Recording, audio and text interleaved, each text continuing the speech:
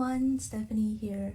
So recently Pirate101 received an update, and some people that I knew from Pirate101 have been asking me to do a video about it. It was released this week. Basically there were 2 new bosses that were released. There was no new story, which was what everybody had been hoping for a long time. And I think the update is covered pretty well by some other YouTubers in the community, so I'm just going to link to their videos below.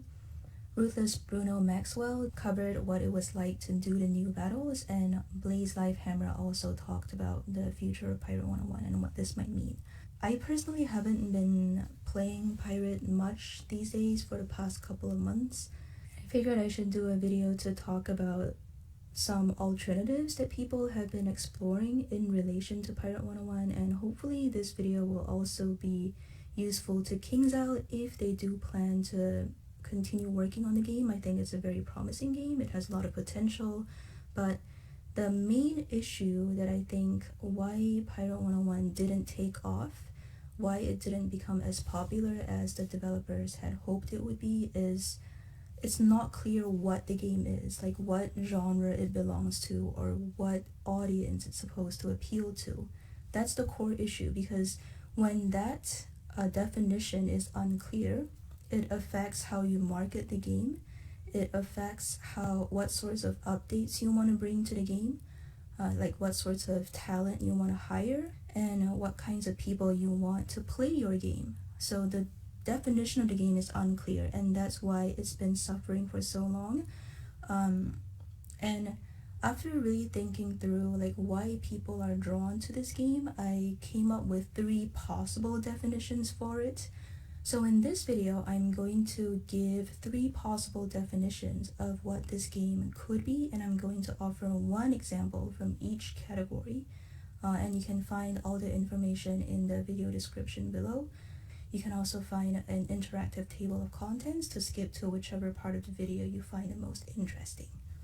So the first possible category or genre that this game could fall into is a plot-driven single-player RPG.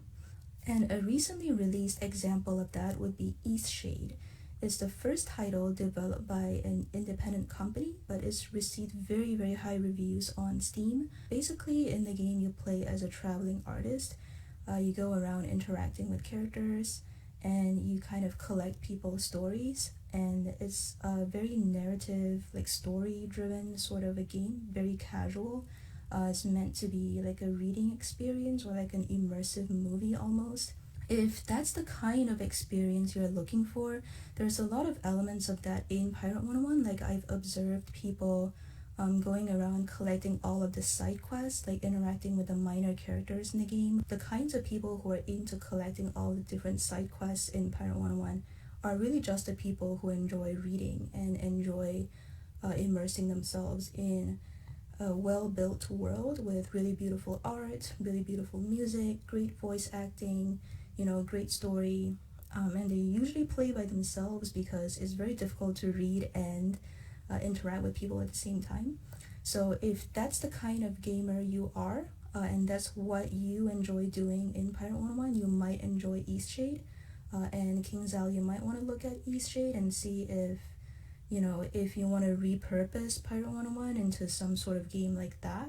It wouldn't be as expensive to maintain as an MMORPG because you can just get people to download it once, pay a one-time fee, and they just have it as a copy on their computer forever, similar to if you were to buy a movie. And then in terms of like community around that, like people would just chat about it in forums or in fan groups, the same way they would discuss any sort of game that they directly download. So that's one possibility. Second possibility is to really focus on making it family friendly. As of right now, Pirate101 is not family friendly, and the main reason for that is that the battle mechanics are too complicated for children. Now this is an issue that an MMORPG reviewer has written about in the year of Pirate101's release. I've also heard KingsIsle representatives talk about this on their live streams. Their customer service representatives frequently receive feedback from parents, children, that the game is just too complicated. So now for this category of gamers, the obvious alternative to Pirate101 would be Wizard101, which is KingsIsle's original MMORPG and the more commercially successful one. But there's an alternative to that, which could be what some Pirate101 gamers are looking for, and that is a game that is more similar to Pirate in terms of story and design and characters, and that's the Aetherlight Chronicles of the Resistance. It is a family-friendly game because the battle mechanics are very, very simple. It's sort of like snakes and ladders, like very easy for people of all ages to pick up and enjoy with their family. And you know, families play these sorts of games for all sorts of reasons. Like when I used to play Wizard101, I did meet people who had like disabled children or children in hospital, or like military dads, or more privileged families would include like families whose parents work in international positions and have to travel a lot. So if you are one of the people who plays Pirate101 primarily for the purpose of enjoying it with relatives, friends, family, and you don't really want anything that's too complicated, the Aetherlight Chronicles of the Resistance is something to possibly look into. If you enjoy like the steampunk aesthetic more than a wizard aesthetic. Now the third possibility, so the third reason that some people play Pirate101 is that it offers a kind of PvP environment that is quirky, not too fast-paced. It's turn-based, so people take turns. There's like a board game element to it, and there's also a card game element to it. It's strategic. It's not as intense as like first-person shooter or real-time strategy games. And there's like there's humor. There's like a quirky humor to it. In Pirate101, each player controls their character, which is a pirate, and most people experiment with playing multiple characters. There's different classes to choose from, different ways to build your character, and as your character adventures through the story, he or she recruits crewmates or companions that are initially like storybook characters, but then when you recruit them, they also become like combat units with their own unique skill sets and specific play styles on the battlefield. So like it could be a ranged unit shooting from a distance, it could be a melee unit hitting up close, it could be sort of a trickster kind of unit laying down traps, summoning minions. Like there's all kinds of companions you can recruit, and it's very quirky in that like some of the companions, for example, the swashbuckler companion Fan Flanders is a frog, and she has a very high DPS, or like that's a term from RTS games. It means damage per second. She has a lot of damage output, which is really funny because she's this really tiny frog. And there's lots of companions like that are meant to create this humorous, quirky atmosphere. So if that's the kind of PvP experience you're looking for, I recently started getting into this game called Duelyst, which is very mechanically similar to Pirate101.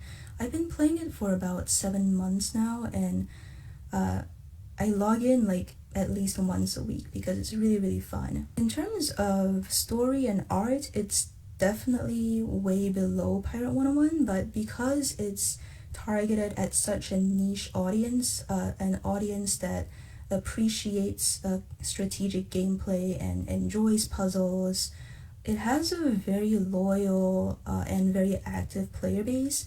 So like wait times for matches are usually 1 minute or less, and there's a very lively player community. You can see that in the Wikipedia and also in fan sites where the meta is constantly evolving and people are coming up with new strategies and ideas that they exchange all the time.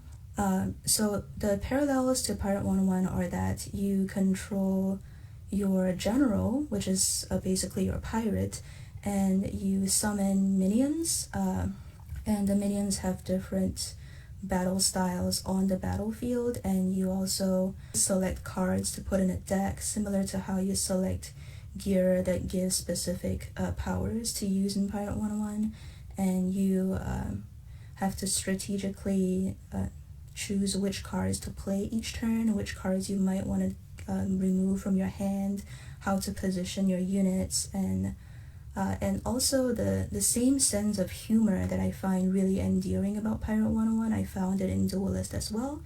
So like you have just really well designed funny characters, like the Eternity Painter paints its defensive companion, and at the end of each turn it turns all of the surrounding enemy units into pandas with 0 attack. Like I find that really funny. And of course there's also like different specializations, different classes in pirate terminology, or different factions in Duelyst, and you can experiment with playing different kinds of characters and trying out different play styles, so like aggro or control or mid-range, you know, like it's a very dynamic PvP community, and that's been like my personal replacement for Pirate 101 since the devs are not paying attention to Pirate 101 anymore. So yeah, those are 3 possible genres that I think Pirate 101 could fall into, and each of these genres, depending on which direction the development team wants to take the game in the future, it has very different implications. So like if they wanted to build on the strategy component, they would need to invest in like a better UI. They would hire someone, you know, a community manager who preferably has PvP experience to actually interact with the fans, identify bugs and glitches and fix them, make any balancing adjustments, you know, like it would be a different kind of investment than creating a new world or a new story. So yeah, if you are a former pirate fan who has since moved on to other games, feel free to share like what you are currently playing and why you're playing it, and what overlap you see between the game that you're currently playing and the game that we used to enjoy. And for KingsIsle, you know, I hope that this sense of competition will wake you guys up and make you realize that we're not just cash cows to be milked. We are discerning consumers, we have options, and we will move on to whichever game suits our taste better. So step up your game. Thank you for watching. Leave a like if you enjoyed this video, and I will see you in the next video.